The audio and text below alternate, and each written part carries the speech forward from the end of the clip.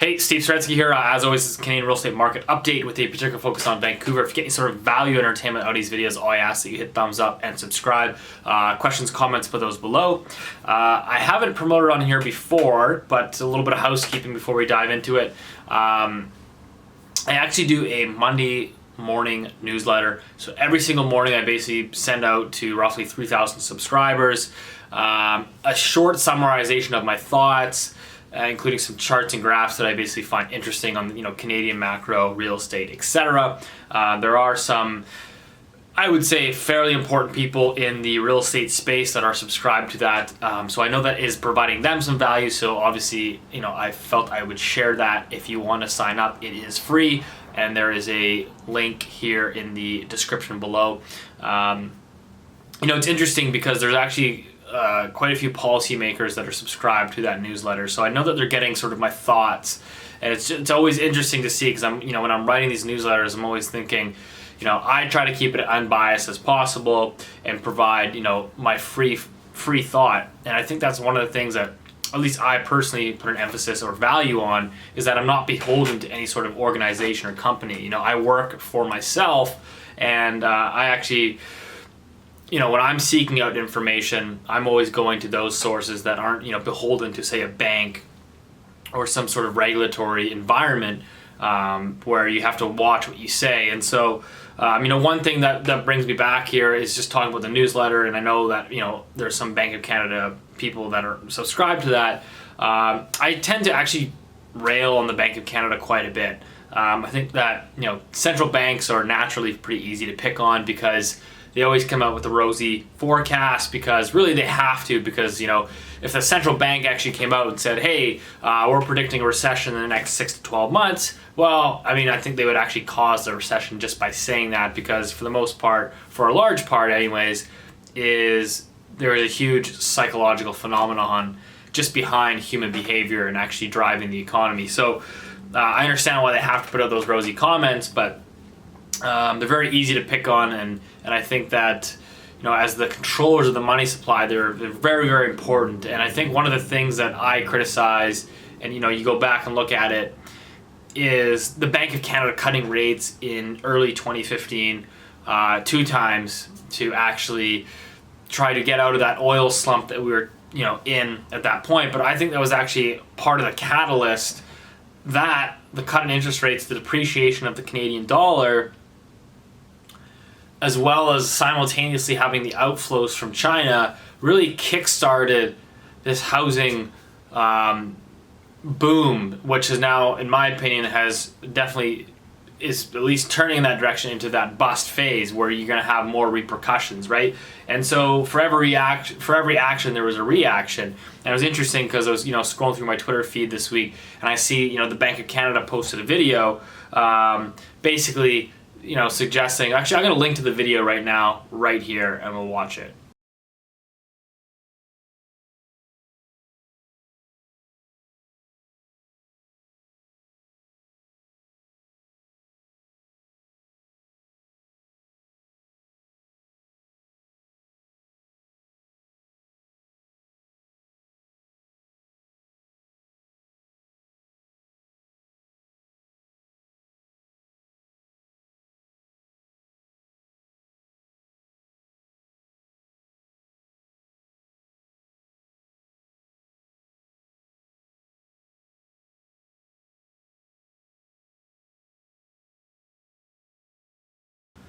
And so you'll see there, basically their argument is that they had to cut rates. They could have supported the value of the Canadian dollar, or they could have cut rates to basically support the economy at that time. Of course, what you did was, yes, you may have supported the economy in 2015, 2016, but through that you then created this housing boom by lowering mortgage rates. You created this housing boom, which has actually made us more prone. You already had these extremely high levels of debt, of private debt, and then they actually encouraged more borrowing and spurred on even larger debt, which has actually created these larger systemic risks now here today, which of course is why CMHC and OSFI are coming out with stress tests. It's why Pelosi continues to be adamant that he's not going to be cutting rates that he's trying to watch household stability, etc. But he's created these larger risks through those cuts in 2015. And it's interesting, as I talked about a couple weeks ago in this video, Richard Vagg, who wrote basically books on booms and busts and private debt, was actually also out in the media this week talking about his thoughts on the Canadian economy. So let's watch that now. I think we're going to have an old-fashioned slowdown, which might actually turn into a recession, but nothing of the sort that we saw in 07 and 08 and 09. So the U.S. is going to have, in my view, a little bit of a softening or recession, not a crisis, but there's other countries around the world, Australia being one of those, China certainly, where dramatic reversals are possible. And frankly, one of the countries we're concerned about is Canada. And that is based on the sheer debt-to-income levels? Let me tell you, Canada is very interesting because Canada did not see excessive lending in the period from, let's say, 2000 and 2008, when the rest of the world was misbehaving, if you will. But since that time, Canada's debt to GDP has gone from about 150% to about 210%, and it's continuing to grow rapidly. We're starting to see a little bit of a deceleration in the household mortgage market. We're starting to see a softening of house prices in certain markets around Canada. To us, that signals that there's a reason to be concerned, and there's a lot of bad debt on the books of lenders. So it's interesting to see those two viewpoints, right? I mean, the Bank of Canada is talking about how they saved the economy, so to speak, in 2015, 2016 at the expense of the Canadian dollar. Obviously, we know what the currency exchange is doing today. The weakness of the Canadian dollar, which then spurs in more investment, particularly as we saw into real estate. But here we are now. The oil patch, I would argue, is in no better shape today than it was in 2015, 2016. So you kind of maybe partially stemmed the bleeding then, but here we are, that oil patch is basically rolled over in Canada, and now we have more of these systemic risks here. Speaking of risks, want to jump into the pre-sale market. I've talked about this a lot. But there was actually a media report that came out yesterday, or not yesterday, but a couple days ago from CBC stating that, local Vancouver lawyers are reporting more and more buyers coming to them looking to renege and get out of pre-sale contracts as the values decline, and obviously it becomes more challenging for some of these individuals to get financing. Of course, I've talked about this ad nauseum in all these videos, so there's really no point in me continuing to harp and bang on the drum on that. But it's interesting to see that our article actually came out 10 years ago. Literally 10 years ago, the same article basically came out stating that pre-sale buyers are walking away. Developers such as Ani and Amicon were suing these buyers for specific performance, basically because they failed to complete on their contractual obligations. And again, this just happened 10 years ago, and here we are. History doesn't necessarily repeat, but it certainly rhymes, and so it has a lot of the same things. And as I said on Twitter, and I've said before in these videos, I don't really think at this point the pre-sale buyers walking away is necessarily a problem. But I think in 2020, in this current environment that we're in, which is a low sales environment and prices which are still trending slightly lower, is going to create a significant uptick in people walking away from pre-sale obligations.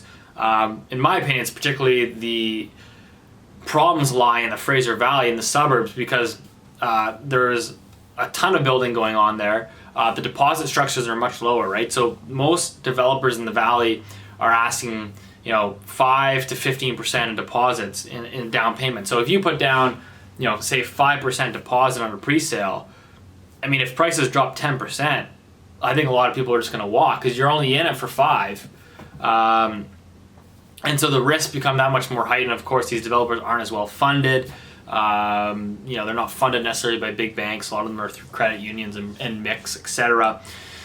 And, all you have to do is look at the Fraser Valley, the number of assignment listings per month. I mean, granted, there's a lot of building going on, there's a lot more stock, but just take a look at the graph on Fraser Valley assignment listings by month. And these are just the ones that are actually listed on the MLS. A lot of these aren't actually on the MLS. So there's a lot of buyers that, speculated, thanks to the, cheap money environment that we talked about earlier, the Bank of Canada helped create. Or these people have been able to speculate on that and don't actually have the ability to close on these contracts. So that's something I'll be watching for. I mean, if you look at it, there's still just over 40,000 units under construction in Greater Vancouver, and a lot of those, at least a decent chunk of them, are going to start to complete into 2020. So, I mean, if the market doesn't pick up from a price perspective, certainly there's going to be a lot more people walking away. And I think lawyers, particularly in the Fraser Valley, are going to be very busy individuals. But other than that, that's pretty much what I've been watching this week. I think there's been a lot of activity circling around central banks and easing. And of course, you have to, scratch your head and wonder, well, why are central banks easing if the economy, quote unquote, is so strong? I actually find it rather perplexing and rather fascinating that the markets are pricing in significant cuts from the Federal Reserve at a time when markets are actually really at all-time highs. Stock markets at all-time highs, real estate in most markets in the U.S. is at all-time highs, and you have an unemployment rate at 3.6%, but yet a lot of the data has started to deteriorate, and the Fed is determined to keep this economic expansion moving along. But alas, here we are, and you have, the President Trump tweeting at the Fed to actually go and cut rates and saying that they've tightened too much and they need to ease, et cetera, et cetera. Fascinating times that we live in. Monetary policy rates, real rates basically still in negative territory. Unemployment rates at 40-year lows, and we're talking about rate cuts. But I think that the infallible central bank theory, I think, will be debunked. I think people believe that the central banks can control the business cycle to 100% accuracy, and I think that, in my opinion, that's going to be debunked, as it usually is. Actually, on that note, don't take that from me. Howard Marks also wrote a memo recently. Howard Marks, every time his memo comes out, quote from Warren Buffett, it's the first thing he reads. And Howard Marks actually wrote an article basically debunking all the common myths and theories that he's been hearing over the last 6 to 12 months around the economy and around financial markets. So I'll also link to that below, and you can go and check that out. Anyways, hope this video helped. Otherwise, see you next week.